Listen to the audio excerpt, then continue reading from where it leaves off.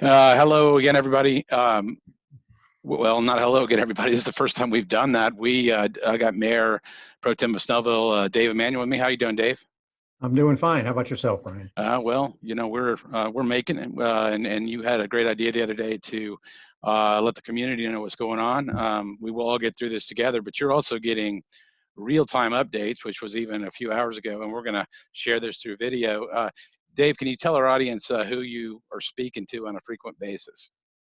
We're speaking to Eastside Hospital on a frequent basis. We're also speaking with other mayors and council members and the county commission chair, trying to get all of our information together and get our rules and regulations consistent, which is what we did yesterday.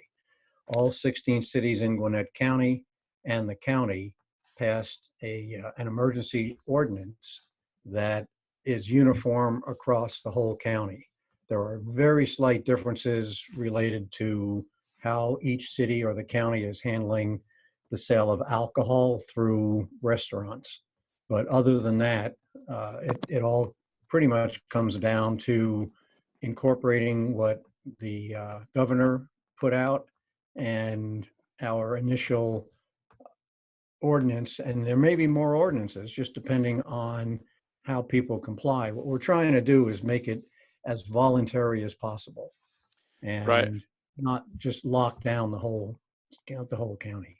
Right. And, you posted something, and we're going to share this video shortly online for everybody to consume. But, anytime you post it, had a million questions with it. So pretty much a fluid situation right now that you're getting updates. But tell us, what's the newest, any newest information as it relates to coronavirus and, in the Gwinnett and surrounding areas that you've been briefed on? Yes, as of yesterday, yesterday was the biggest single increase between noon and 7 o'clock at night, which is when the Department of Public Health puts out their reports. So we had 23 new cases yesterday between noon and 7 o'clock last night. And between 7 o'clock last night and noon today, we only had 6 new cases. So Okay.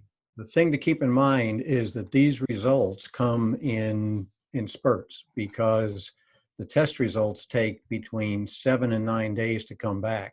So if you have a group of test results that were done over 2 or 3 days, but they all come back at once, it seems like there's been a tremendous increase, which is not the case, or not the case that we know of. Because again, there were only 6 new cases between 7 o'clock last night and noon today.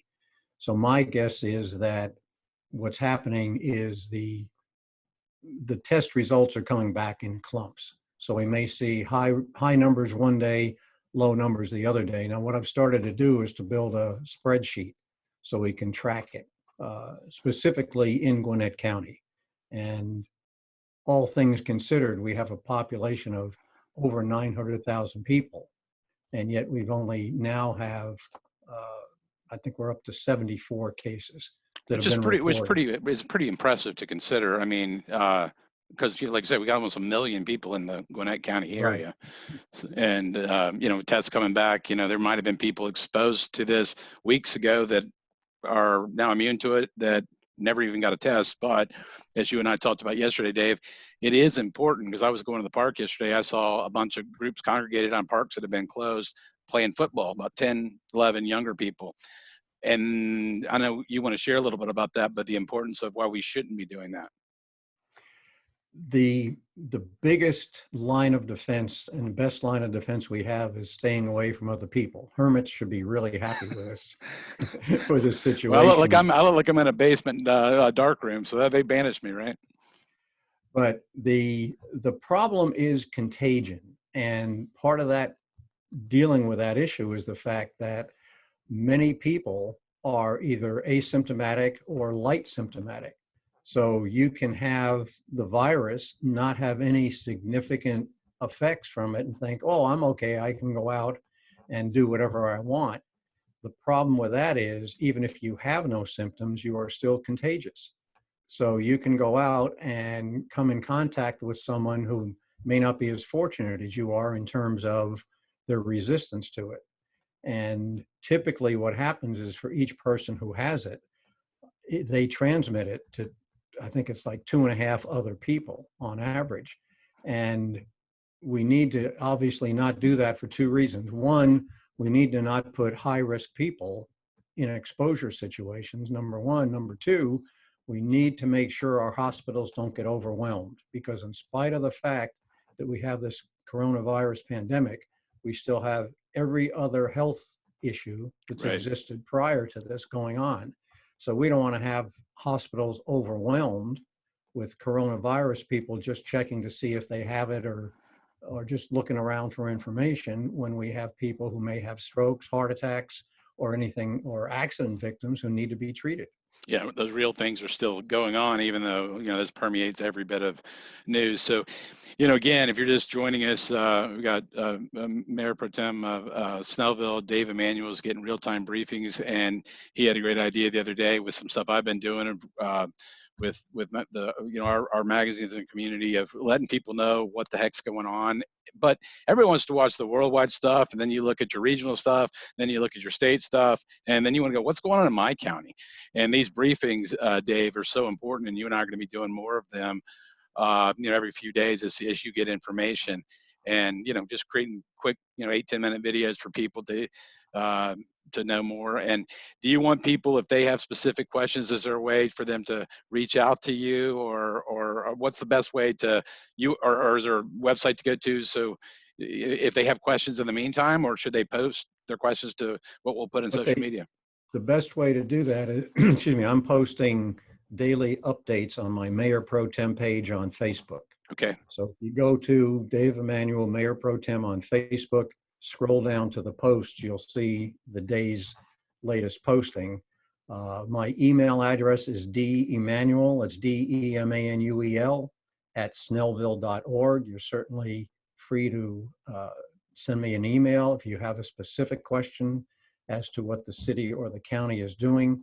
Unfortunately, I don't have any concrete usable information from outside the county.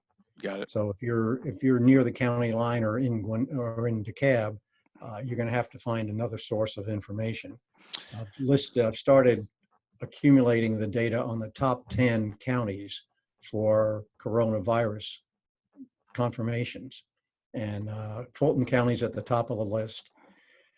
And fortunately, it doesn't seem to be bleeding over into Gwinnett, because again, we're relatively low. I think the latest information was 211 cases in Fulton County and 74 cases in Gwinnett. And we don't have regional breakouts to say, well, it's all in the north, it's all in the south. An interesting fact is that a few days ago, Walton County was listed as having one confirmed case. On today's report, it was 0 cases. How about that? And I think what the situation is the cases are reported on the basis of the county in which the resident lives.